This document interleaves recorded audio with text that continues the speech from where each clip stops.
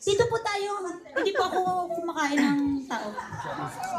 Ingat ka lang dyan kayo, Laura. Sabi niya, ikaw na. Ayan, mag-hi naman kayo ng Chill Out Squad.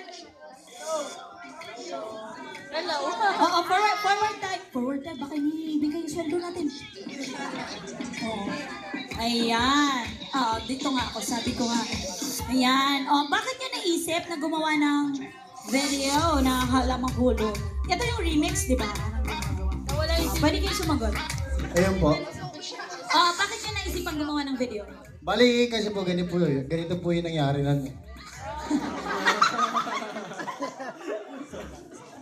Bali, nagawa namin yung videos na nahala mahulog kasi Okay, ayun, kasi napapanood namin yung mga hala mahulog, di ba? Walang sayaw, parang siya.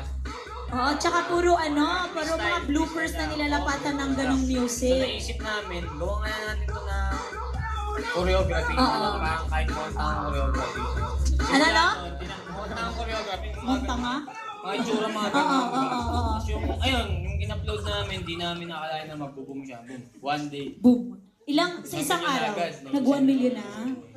Araw lang, 1 million na. Ayos to, nagmonta nga natin.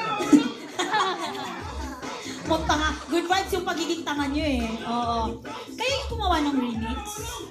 Ito ba yung original? Yung original niya. Original, walang hindi ganun. Oo. Talaga yung Oo. Oo. yun yung ginamit namin music para gawin ng choreography sa'yo. Oo. At dahil dyan, sobrang sikat na ang choreography nyo, pwede bang turuan nyo si Marcus? Oo, grabe. Kasi ganun yun, tinuturuan ng birthday boy. Oo. Ikaw, ituro mo kay Marcus yung steps mo. Yung step mo, ituro mo kay Marcus ha. Marcus. Oo. Empleyado tayo. Showdown ha. Ituro mo. Ganun ka. Bawal. Manager? Manager ka? Nasa kontrata? Okay, sige, go. Turuan mo si Marcus. Go. Alam, mahulog.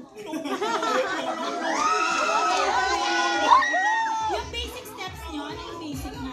Oo. Turuan niyo si Marcos. Go.